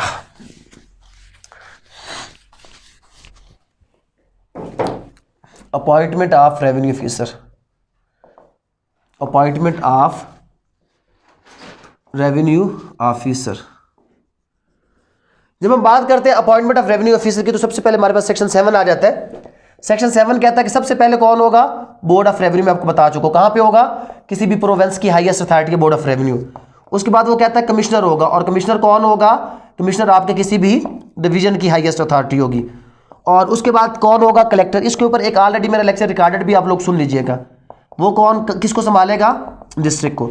और फिर कौन होगा, ये AC में लिख रहा हूं, AC1 और AC2 assistant collector grade 1 grade 2, ये किसको संभालेंगे, या तो ये संभालेंगे तहसील को, और या ये संभालेंगे किसको, सब डिवीजन को। ये हमारी जो है इसके अंदर हायरार्की मौजूद है। और इसके बाद डेप्यूटी कमिश्नर कलेक्टर के तौर पर एक्ट करेगा। ये भी हमें कौन बताता है, सेक्शन 7 बताता है कि आपका कोई भी जो डेप्यूटी कमिश्नर है उसको कलेक्टर के फ़राइज़ दिए जा सकते हैं कि भाई साहब आप कलेक्टर के फ़राइज़ जो वो क्या करें, वो सर अंजाम करें। और सेक्शन 8 कहता है appointment of commissioner and collector, वो मैंने आपको बता दिया कि ये जो कमिश्नर डिवीजन के अंदर होगा, कलेक्टर डिस्ट्रिक्ट के अंदर होगा। ये कौन हमें बता रहा है, सेक्शन 8 बता रहा है कि डिवीजन और डिस्ट्रिक्ट के अंदर कौन होगा, कौन कौन सी हायरार्की बैठेगी। अच्छा, सेक्शन 9 क्या कहता है, सेक्शन 9 ये कहता है कि डिवीजन बड़ा है, डिवीजन क्या है, बहुत बड़ा है, और एक कमिश्नर उसको संभाल नहीं पा रहा। तो अब क्या करें, आपने एक लफ्ज़ सुनोगे ना, additional IG, additional DIG, additional commissioner. तो दर हकीकत क्या होता है कि जब वो एक कमिश्नर, एक होता है असिस्टेंट, असिस्टेंट कहते हैं मातहत को, और एडिशनल इजाफी बराबर, पावर क्या होती है उसकी, बराबर होती है, लेकिन वो कुछ मामलात वो ले लेता है और कुछ मामलात वो ले लेता है। तो जब मामले ज्यादा हो जाए तो एक डिवीजन में क्या किया जाता है, सेक्शन 9 ये बताता है कि डिवीजन के अंदर क्या किया जाएगा, एडिशनल कमिश्नर लगा दिया जाएगा। और उसके बाद किसी भी डिस्ट्रिक्ट के अंदर क्या लगाया जा सकता है, एडिशनल कलेक्टर। तो एडिशनल कमिश्नर और एडिशनल कलेक्टर अपॉइंट किए जा सकते हैं ताकि उस सिस्टम को स्मूथ बताया जा सके। और उसके बाद असिस्टेंट कलेक्टर क्या होगा, जो सब डिवीजन में काम करेगा और जो फंक्शन उसको प्रोविंशियल गवर्नमेंट बताएगी वो परफॉर्म करेगा। और फिर सेक्शन 11 ये जो सेक्शन, इसके साथ सेक्शन 10 डील करता है।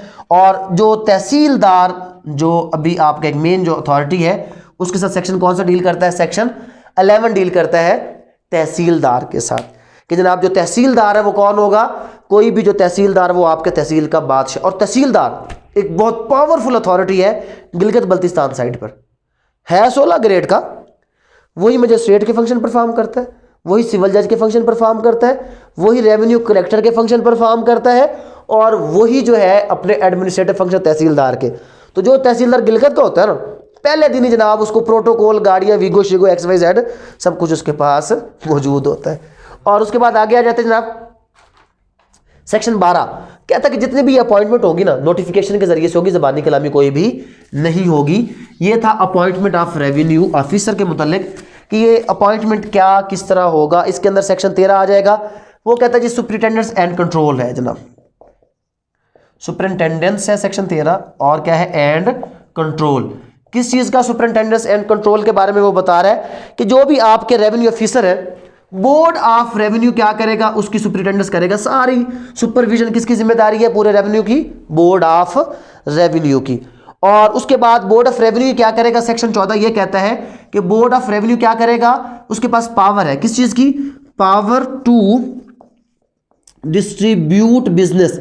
मतलब क्या है कि जो बोर्ड ऑफ रेवेन्यू के काम है, कौन कौन से काम है, मैंने आपको बताया है कि एक्चुअली तो ये एक एग्जीक्यूटिव और एडमिनिस्ट्रेटिव इदारा है कि ये बंदा एडमिनिस्ट्रेटिव फंक्शन परफॉर्म करेगा। ये कमिश्नर सिर्फ अपीलें सुनेगा, ये कमिश्नर जो सरकारी ज़मीनों के मामला सुनेगा, ये कमिश्नर फला मामला सुनेगा। महकमा औकाफ भी वैसे किन के अंडर होता है, इन्हीं के अंडर होता है। तो वो सारे कौन सा मेंबर कौन सा काम करेगा, या कौन सा कमिश्नर कौन सा काम करेगा, power to distribute business is the function of the board of revenue. और उसके बाद combination of office, combination of office का ये मतलब है कि अकॉर्डिंग टू सेक्शन 15 क्या हो सकता है, अकॉर्डिंग टू सेक्शन 15 2-3 डिफरेंट जो डेजिग्नेशन है किसी एक शख्स को दी जा सकती है कि आप ये भी असिस्टेंट कलेक्टर बैठा है, तुमने ये भी काम करना, ये भी काम करना, ये भी काम करना, किया जा सकता है, उसको ज़्यादा फंक्शन एंट्रस्ट किए जा सकते हैं। उसके बाद conferment of power, conferment of power का मतलब ये है कि किसी भी शख्स को ये पावर दी जा सकती है। मतलब मैंने आपको भी बताया कि आपके डिप्टी कमिश्नर को कौन सी पावर दे दी, कलेक्टर की। बाजू का तहसीलदार को कौन सी पावर दे दी जाती है, AC1 की पावर। तो प्रोविंशियल गवर्नमेंट जिसको जो पावर कन्फर करना चाहे वो कन्फर कर सकती है।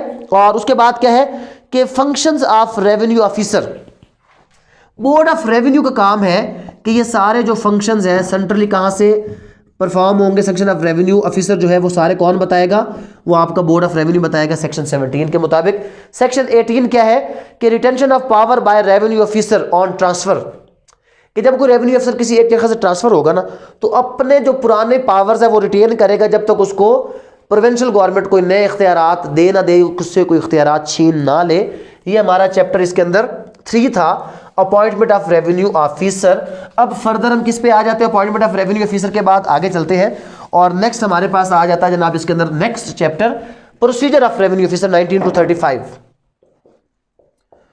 प्रोसीजर ऑफ रेवेन्यू ऑफिसर्स, जो प्रोसीजर ऑफ रेवेन्यू ऑफिसर्स है हमारा, इसमें सेक्शन 19 से 35 हमारे पास आ जाएगा जनाब। 19 से 35 सेक्शन है प्रोसीजर ऑफ रेवेन्यू ऑफिसर।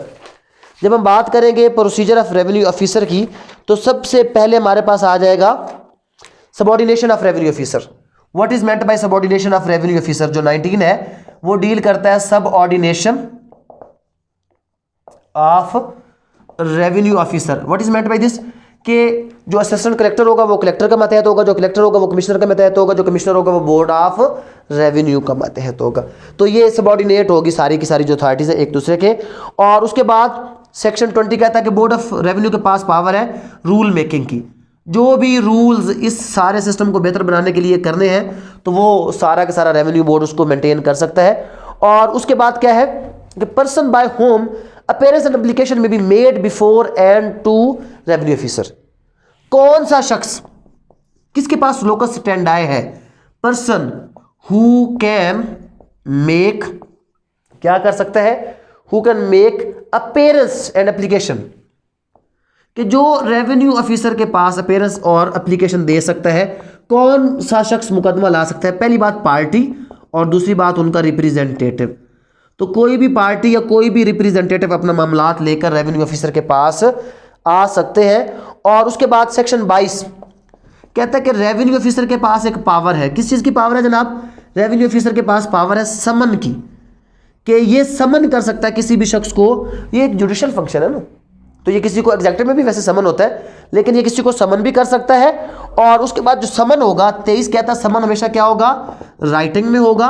और सेक्शन 24 फिर आगे फर्दर बताता है कि समन सर्व कैसे होगा, वो CPC वाली सारी बातें वापस आ जाएंगी कि या तो पर्सनल सर्विस होगी या उसके रिप्रेजेंटेटिव पर सर्विस होगी और या फिर adult male member of family, adult male member of family के ऊपर भी क्या हो सकती है, तो ये रिप्रेजेंटेटिव जो अथराइज्ड एजेंट होगा उसका।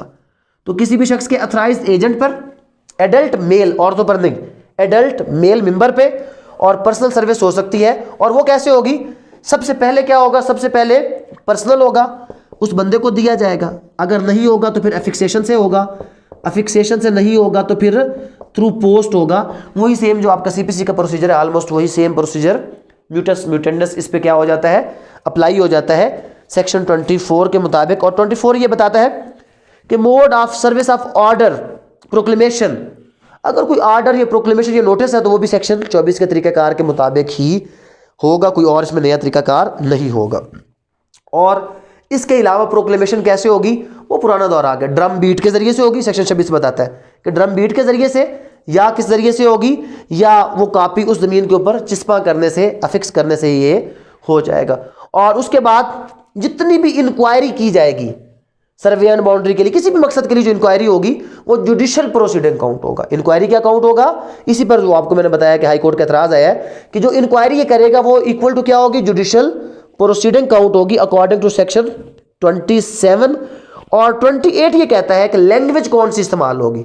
ये खसरा खाता खुतूनी खेवट आज तक चल रहे हैं, तो ये प्रोविंशियल गवर्नमेंट देखेगी कि कौन सी लैंग्वेज किस इलाके में आपने अप्लाई करनी है। 28 लैंग्वेज के बारे में बताता है। तो यहाँ पर 24 के बाद अगर मैं इन शॉर्ट आपको सारे एक बार लिस्ट करवा दूँ तो 24 के बाद क्या है, 24 नॉर्मल समन की बात कर रहा था और 25 क्या कह रहा था कि जो समन आपका कैसे जाएगा, क्योंकि जो रेवेन्यू ऑफिसर है ना ये मुख्तलिफ प्रोसीडिंग, ये नोटिस भी देता है डिफरेंट, और ये डिफरेंट क्या पास करता है, ऑर्डर्स भी, और ये डिफरेंट क्या पास करता है, प्रोक्लेमेशंस भी। तो कहता है इनको कन्वे करने का तरीका कार क्या है, वही तरीका जो 24 में हमने पढ़ा है ना कि पर्सनल सर्विस के जरिए से, या वो सेम तरीका कार 24 वाला इसके ऊपर अप्लाई हो जाएगा।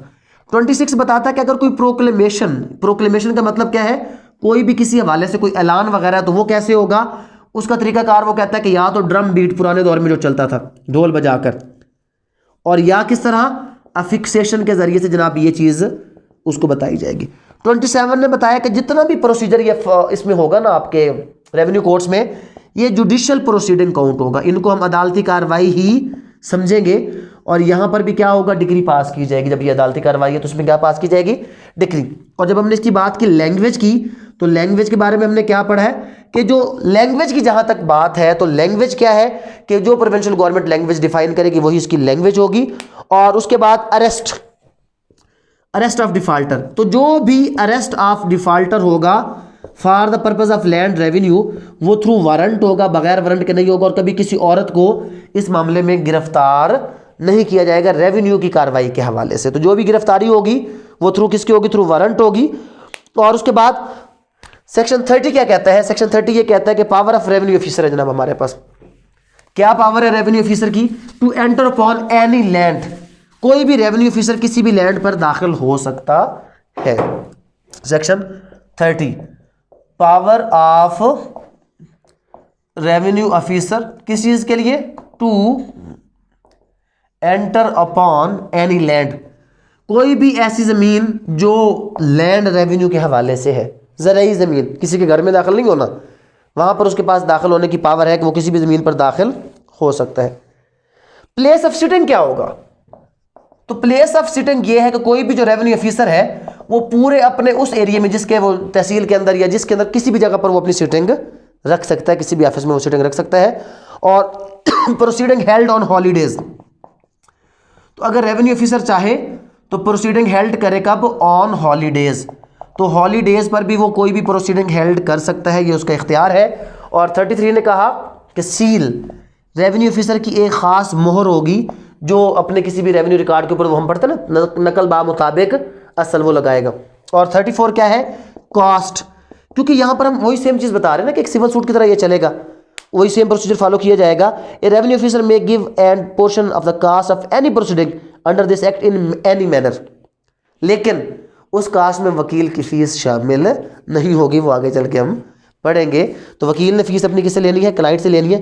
पेनल्टी 35, अगर कोई शख्स ये रेवेन्यू की जो प्रोसीडिंग है उसमें ना आए या कोई और डिफ़ॉल्ट करे, उसकी अटेंडेंस लाजमी थी वो नहीं आया, उसने कोई भी जो डाटा शाटा प्रोवाइड नहीं किया, तो उसको 50 रुपये तक, बाद में अमेंडमेंट हो गया 500 रुपये तक उसको पेनल्टी दी जा सकती है। This was the procedure of the revenue courts. अब एक लास्ट इसी को क्लोजिंग पे लेकर आते हैं, बाकी इंशाल्लाह फर्दर लेक्चर में उसको कवर अप कर लेंगे। हम देख लेते हैं विलेज ऑफिसर के बारे में 36 से 38 के हमारा चैप्टर 5 है, किसके हवाले से है, विलेज ऑफिसर्स के हवाले से है। तो विलेज ऑफिसर 36 से 38 तक हमारा चैप्टर है कि कोई भी जो विलेज ऑफिसर है वो किस तरह वर्क आउट करते हैं। तो 36 रूल्स रेगुलेटिंग अपॉइंटमेंट एटसेट्रा, कि जो भी आपका विलेज ऑफिसर है इसका जो previous approval of the government इसके हवाले से क्या करती है, रूल वगैरह बनाती है, सस्पेंशन रिमूवल के, किसके, विलेज ऑफिसर के। तो 36 ये बताता है कि गवर्नमेंट क्या करेगी, गवर्नमेंट रूल्स बनाएगी सस्पेंशन के हवाले से, अपॉइंटमेंट के हवाले से और इसके रिमूवल के हवाले से। तो अपॉइंटमेंट रिमूवल जितनी भी होगी विलेज ऑफिसर की, वो गवर्नमेंट उसके लिए रूल्स बनाएगी। प्रोविंशियल गवर्नमेंट ही डेफिनेटली उसके लिए क्या करेगी, अपने रूल बनाएगी जो इस हवाले से वर्कआउट करेंगे। फिर विलेज ऑफिसर सेस, जो आपके विलेज ऑफिसर होंगे उनको एक सेस मिलेगा, एक टैक्स का एक हिस्सा मिलेगा जो 5% होगा जो वो इकट्ठा करेंगे, इसको उर्दू में क्या कहा जाता था, सॉरी उसमें हिंदी में पिछोतरा। असल में जो अंग्रेज साहब बहादुर ने क्या किया था, अंग्रेज साहब बहादुर ने हर गांव के लोग लंबरदार लगाए थे, और लंबरदारों का काम ये था कि वो लगान इकट्ठा करते थे और सरकार को जाके क्या करते थे, पहुंचाते थे। उसके बदले में सरकार उसको क्या देती थी, 5% ये देती थी। और फिर एक ज़मीन, काफ़ी नॉर्मली अभी भी जो चल रहा है, एक एक मुरब्बा ज़मीन होती है, लंबरदार को दी जाती है कि जनाब आप इसको काश्त करें, सरकार के खाते में अयाशी करें। अटेस्टिंग अथॉरिटी भी था, बहुत इसकी पावर्स थी, बट मॉडर्न दौर में तो इसकी मेरे ख्याल में कोई ख़ास ज़रूरत मौजूद नहीं है। और उसके बाद क्या चीज़ आ जाएगी जनाब, विलेज ऑफिसर सेस के बाद लास्ट है restriction on attachment 38, restriction on attachment. तो ये जो इसको अमाउंट मिलता है विलेज ऑफिसर को, वो अटैच नहीं किया जा सकता किसी भी सिविल या क्रिमिनल प्रोसीडिंग में। ये जो सेस है इसका ये अटैच नहीं हो सकता, इसको इम्यूनिटी हासिल है। ये हमारा आज का था जनाब विलेज ऑफिसर तक। रिकॉर्ड ऑफ राइट क्योंकि बहुत इंपॉर्टेंट है, इसको थोड़ा सा थॉरोली हमने डिस्कस करना, कहते तो भी कर लेते।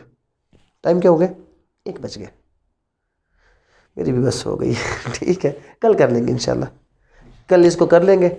वो आपका जो नेक्स्ट टॉपिक है, अगर इसके वाले से कोई भी सवाल हो तो वो आप लोग ऑनलाइन वाले भी जो हैं वो मुझसे पूछ सकते हैं।